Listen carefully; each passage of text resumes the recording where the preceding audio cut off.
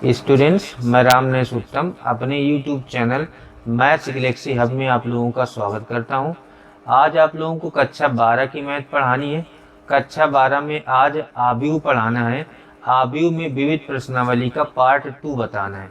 पिछले वीडियो में मैंने पार्ट 1 बताया था। आज आप लोगों को बाकी बचे हुए क्वेश्चन बताने हैं।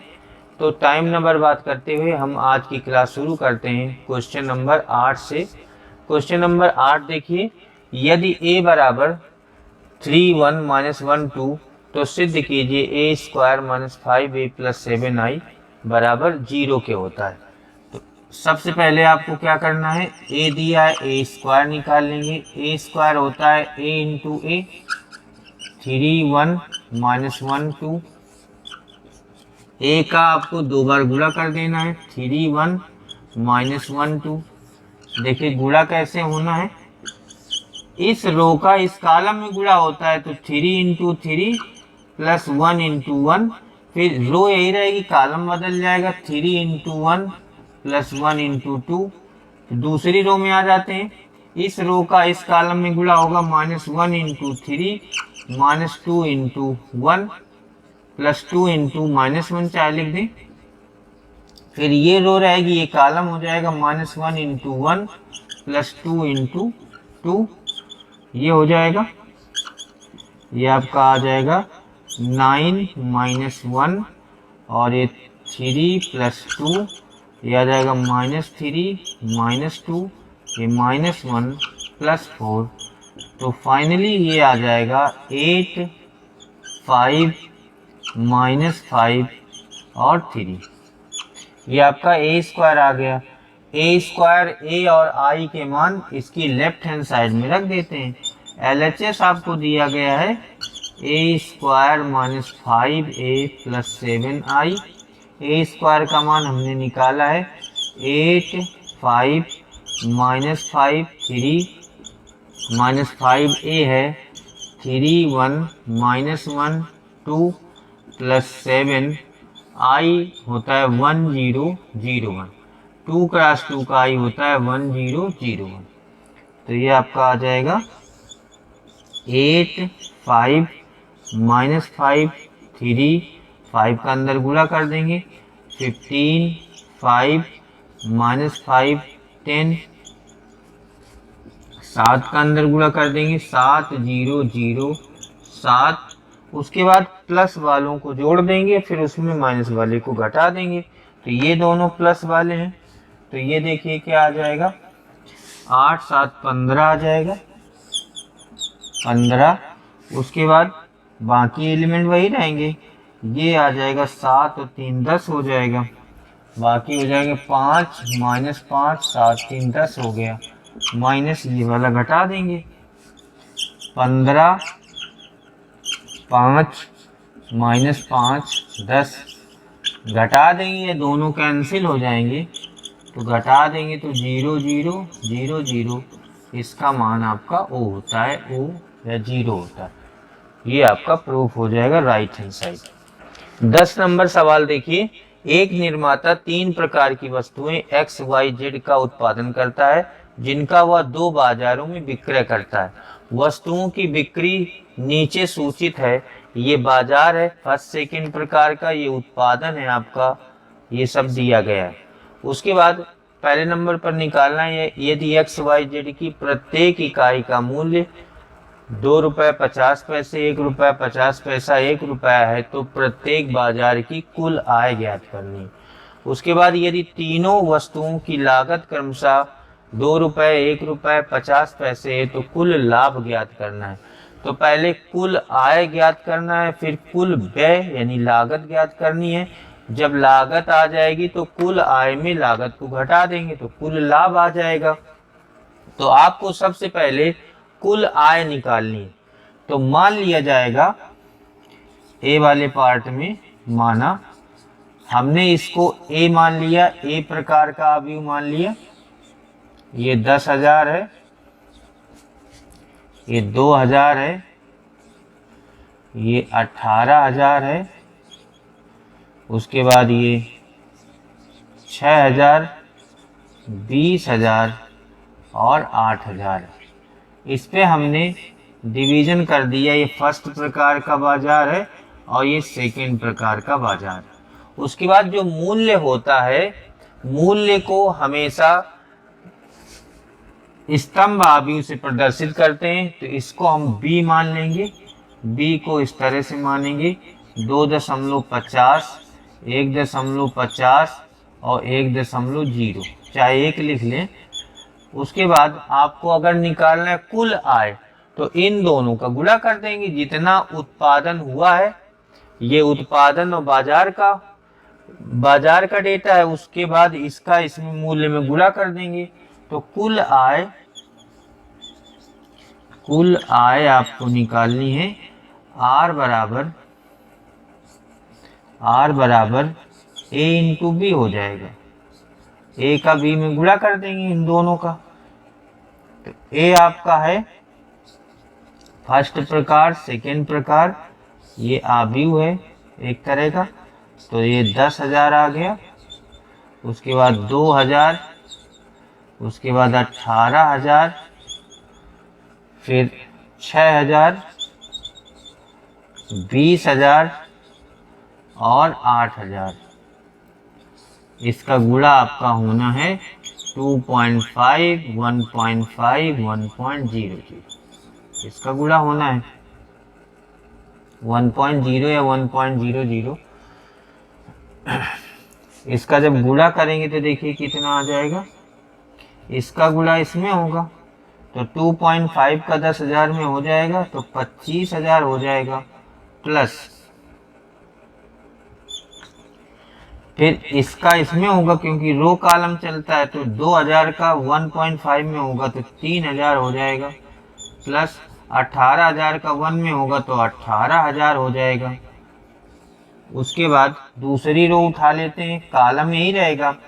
6,000 का इसमें होगा तो 25 6 का 150, ये 15,000 हो जाएगा। ये आपका 6,000 है, ये आपका 15,000 हो जाएगा, प्लस इसका जब इसमें करेंगे 20,000 का 1.5 में तो ये 30,000 हो जाएगा। उसके बाद 1 का 8 में करेंगे 8,000 में 8,000 हो जाएगा, बराबर आपका आ गया ये कितना 25 और 21,000, 18 3 21 25, ये आपका आ गया 46,000। और पहले वाले का बाजार का और दूसरे वाले बाजार का आ गया, यहाँ पर आपको लिखना है बराबर फर्स्ट और यहाँ सेकंड, यहाँ पर आपको लिखना है 46,000 और इनका जोड़ 15 30 45 8 53,000, ये आपका 53,000 आ जाएगा। तो फर्स्ट बाजार की कुल आय हो गई 46,000, सेकेंड बाजार की हो गई 53,000। अब पार्ट बी की बात करते हैं। अब आपको निकालना है कुल लागत। कुल लागत को हम कुछ भी मान लें, सी मान लें। सी बराबर इसमें भी हो जाएगा, ये इसका गुणा हो जाएगा, सॉरी कुल लागत सी बराबर ये आ जाएगा ए का गुणा हो जाएगा ए, और इसको हम मान लेंगे डी मान लेंगे, ए इंटू डी मान लेंगे, क्योंकि ये भी स्तंभ आव्यूह बनेगा। इसको बी माना था, सी ऑलरेडी हो चुका है, तो ए इंटू डी मान लेंगे, ये कॉमन रहेगा। अभी इसका और इनके पैसों का गुणा किया था, अब इसका और इनके पैसों का गुणा होगा, तो सी बराबर आपका आ जाएगा, देखिए ए तो फर्स्ट सेकंड, और ये आ जाएगा 10,000 2,000 18,000, यहाँ पर आ जाएगा 6,000 20,000 8,000, 6,000 20,000 और 8,000। इसका गुणा आपको करना है। ये जो लागत वाला मूल्य है 2 रुपये ₹1.50, 50 पैसे यानी 0.5 0.50 कुछ भी कह सकते हैं। अब यहाँ पर फर्स्ट सेकेंड आ गया, इसका देखिए गुणा होगा, 10,000 में 2 का हो जाएगा तो 20,000 हो गया, प्लस 2,000 में 1 का हो जाएगा तो 2,000 हो गया, 18,000 में 0.5 का हो जाएगा तो 9,000 हो जाएगा, क्योंकि 50 पैसे है ना तो 0.50 रुपये हो जाएगा। इसका इसमें होगा तो 12,000 हो जाएगा, फिर ये 20,000 हो जाएगा, प्लस ये 4,000 हो जाएगा जब 8,000 में गुणा होगा। तो देखिए ये फाइनली कितना आ जाएगा, फर्स्ट सेकेंड, और यहाँ पर इनको जोड़ लेते हैं, 20 2 22 और 22 9 31,000 आ गया। उसके बाद सेकेंड वाले का 12 4 16 16 और 20, ये आपका 36,000 आ गया। इसकी लागत आ गई, कॉस्ट आ गई पहले वाले की 31,000, दूसरे वाले की 36,000। अब आपको लाभ निकालना है तो लाभ का तरीका आपको पता है, जितनी बिक्री हुई है और जितनी लागत लगी है, बिक्री में लागत को घटा देते हैं तो कुल लाभ हो जाएगा। तो कुल लाभ आपका कितना आ जाएगा, देखिए फर्स्ट मार्केट में और सेकेंड मार्केट में, इसमें घटाना कैसे है, ये आपका आया था, ये आपको लाभ हुआ था 46,000 रुपये का, और दूसरी वाली उसमें हुआ था 53,000 रुपये का।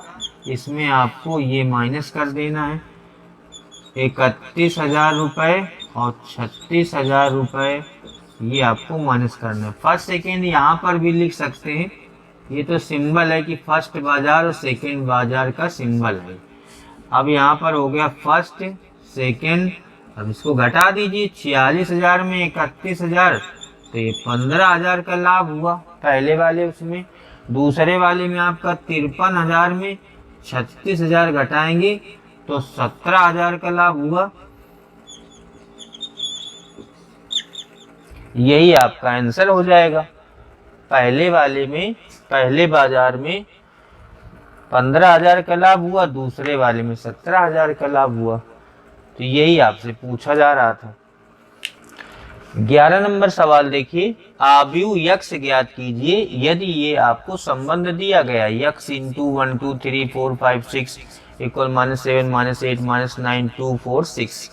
तो अगर जो भी आव्यूह आपको निकालना होता है उसको हम मान लेते हैं। अगर ये 2 क्रॉस 2 का आव्यूह है, ये 2 क्रॉस 3 का है, तो हम मान लेते हैं, माना आव्यूह x बराबर, इसको AB मान लेते हैं, इसको CD मान लेते हैं।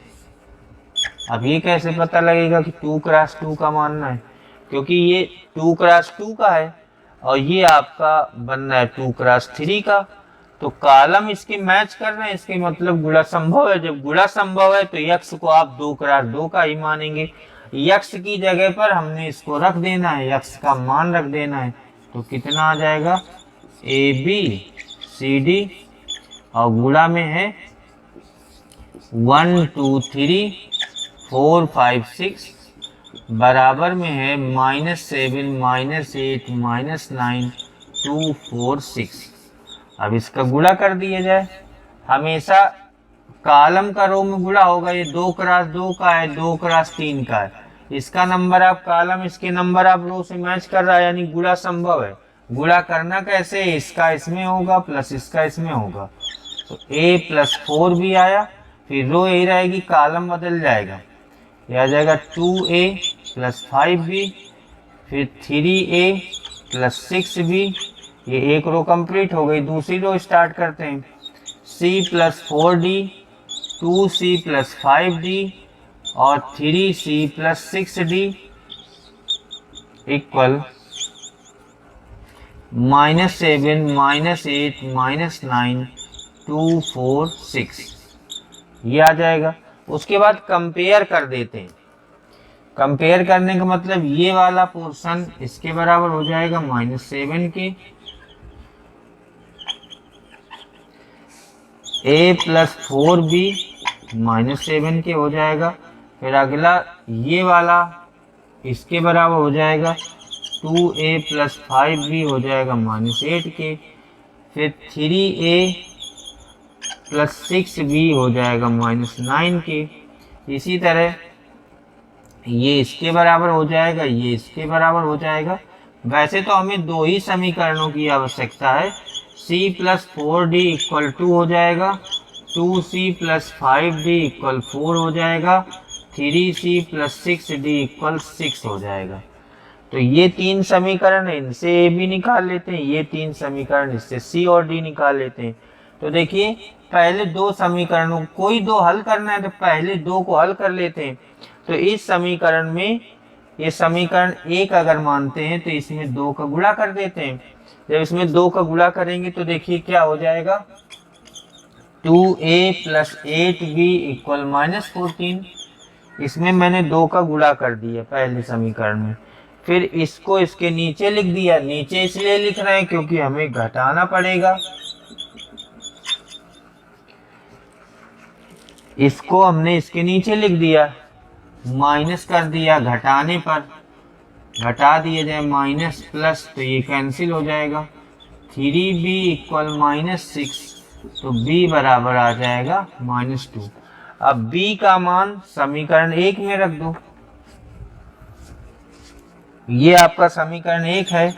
a + 4 × -2 = -7, a - 8 = -7 तो a = 8 - 7 बराबर 1 आ गया। a और b के मान आ गए। उसके बाद इन दोनों समीकरणों में यही काम करते हैं। सबसे पहले ये वाला समीकरण लिखें, 2c + 5d = 4 और इसमें 2 का गुणा कर दें, तभी यहाँ 2c आएगा। 2c आएगा तो घटा देंगे।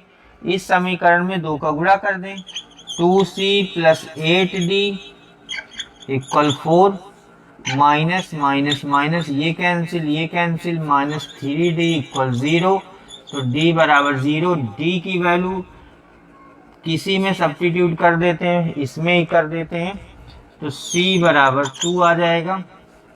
तो a b c d चारों की वैल्यू आ गई। ये चारों की वैल्यू आपको यहाँ रखना है तो आपका x बराबर आ जाएगा। देखिए a कितना था 1, b कितना है -2, c कितना है 2 और d कितना है 0। ये आपका x आव्यूह आ जाएगा, यही आपको निकालना था।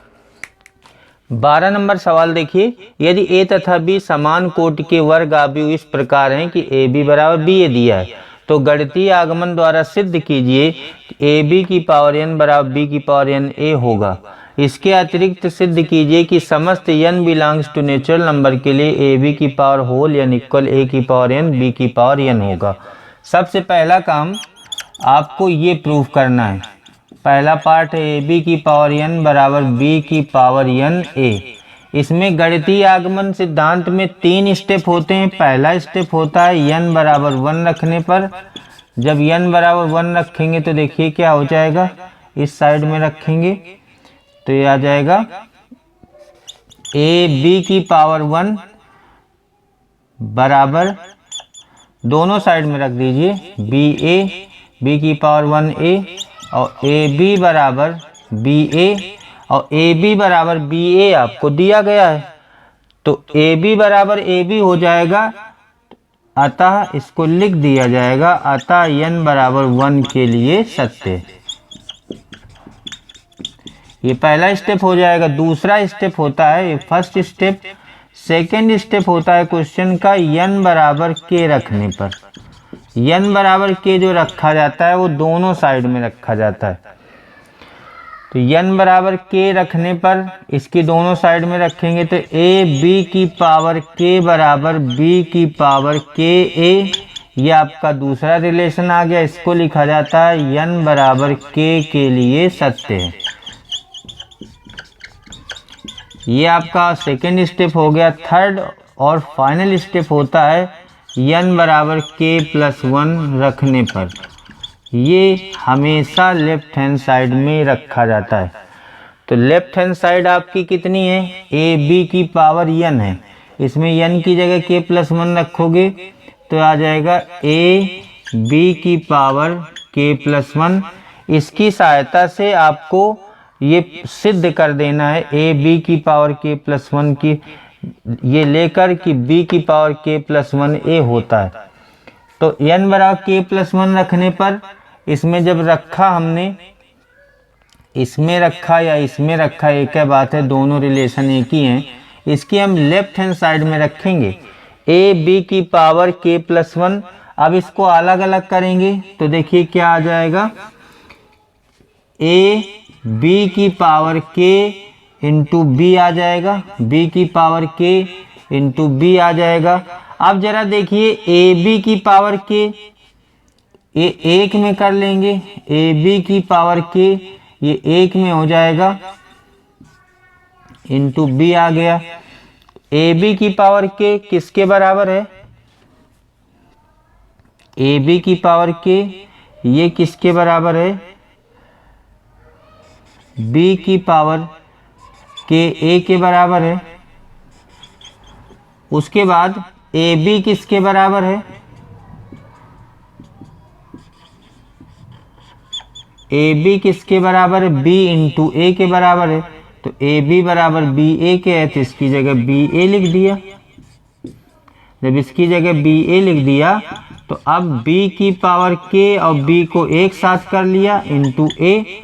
अब इसकी घात जुड़ जाएगी तो बी की पावर के प्लस 1 इंटू ए। देखिए हम ये लेफ्ट हैंड साइड लेकर चले थे ए बी की पावर के प्लस 1 और सिद्ध कर दिया बी की पावर के प्लस 1 इंटू ए। तो यहाँ पर एक बात सिद्ध हो रही है कि लेफ्ट हैंड साइड लेने से या n बराबर के प्लस 1 रखने से दोनों साइडें बराबर आ रही हैं। देखिए ए बी की पावर के प्लस 1 ये आ रहा था, ये हम लेकर चले तो b की पावर के प्लस 1 a आ गया। तो इसको लिखा जाएगा अतः n बराबर के प्लस 1 के लिए सत्य है, ये सत्य है। उसके बाद इसी प्रकार आपको ये वाला करना है, इसी प्रकार आपको ये वाला करना है ए बी की पावर होल n बराबर a की पावर n b की पावर n। इसमें सबसे पहले फर्स्ट स्टेप में n बराबर 1 रखने पर, n बराबर 1 रखोगे तो ए बी की पावर 1 बराबर a की पावर 1 b की पावर 1। तो ए बी की पावर 1 बराबर ए बी के होता है तो ए बी बराबर ए बी, तो ये सत्य है, n बराबर 1 के लिए सत्य है। उसके बाद सेकेंड स्टेप में आपको क्या करना है, n बराबर k रखने पर, n बराबर k रखेंगे दोनों साइड में तो ए बी की पावर k बराबर a की पावर k b की पावर k। इसको लिखा जाएगा n बराबर k के लिए सत्य है। ये आपका दूसरा स्टेप हो गया। तीसरा और फाइनल स्टेप होता है थर्ड स्टेप, n बराबर k प्लस 1 रखने पर।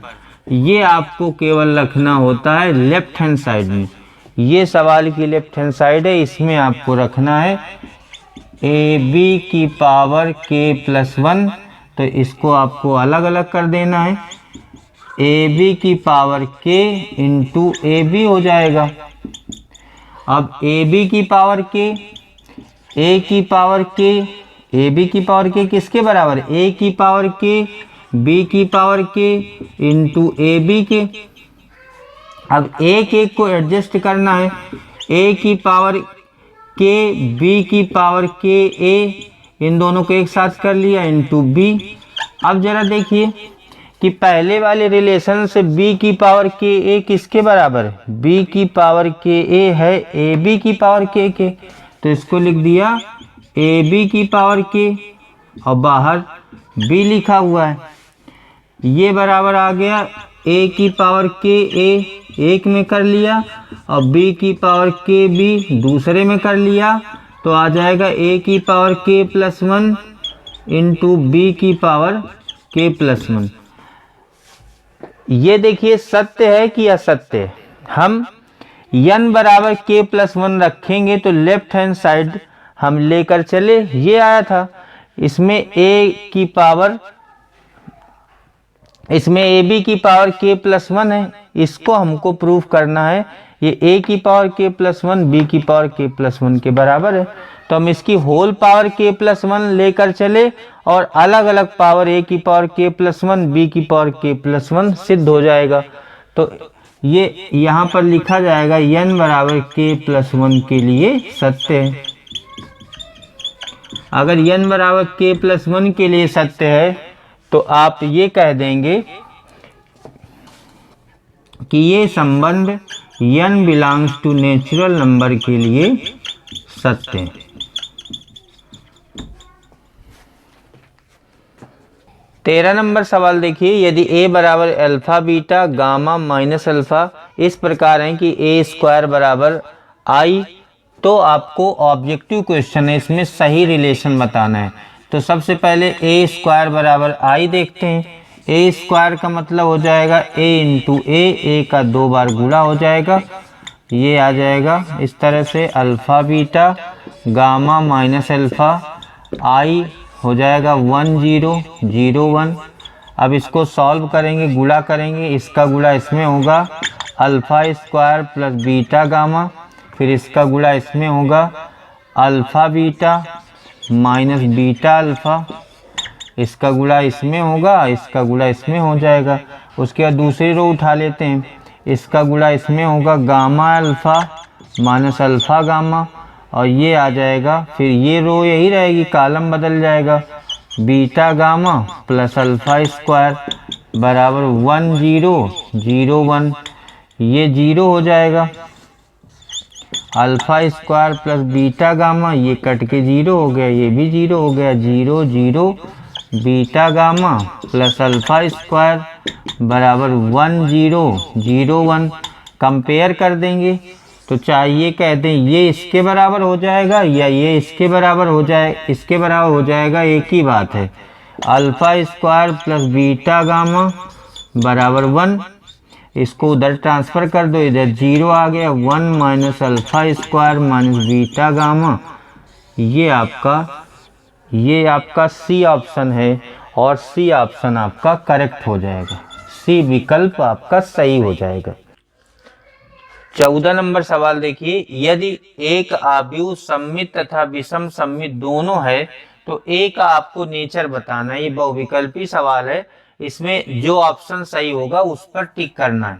तो अगर कोई आव्यूह सममित आव्यूह है, माना ए एक सममित तथा विषम सममित है,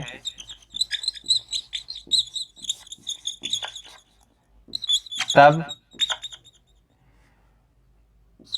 ए डैश बराबर ए होगा तथा ए डैश बराबर माइनस ए हो जाएगा। ए डैश बराबर ए होगा, ए डैश बराबर माइनस ए हो जाएगा।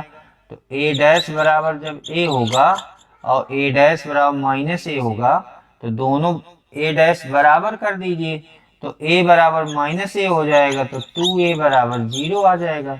देखो ए डैश बराबर ए है, ए डैश बराबर माइनस ए, क्योंकि ये सममित आव्यूह का नियम है, ये विषम सममित आव्यूह का नियम है। तो ए डैश का मान यहाँ पर रख देंगे तो ए बराबर माइनस ए आ गया, ये ए इधर आ गया तो 2a हो गया, 2a बराबर 0, तो ए बराबर 0, 0 का मतलब ए एक शून्य आव्यूह हो जाएगा।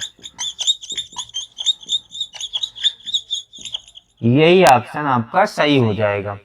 15 नंबर है, यदि a एक वर्ग आव्यूह है और a स्क्वायर बराबर a, तो i प्लस a का होल क्यूब माइनस 7a का मान आपको ज्ञात करना है।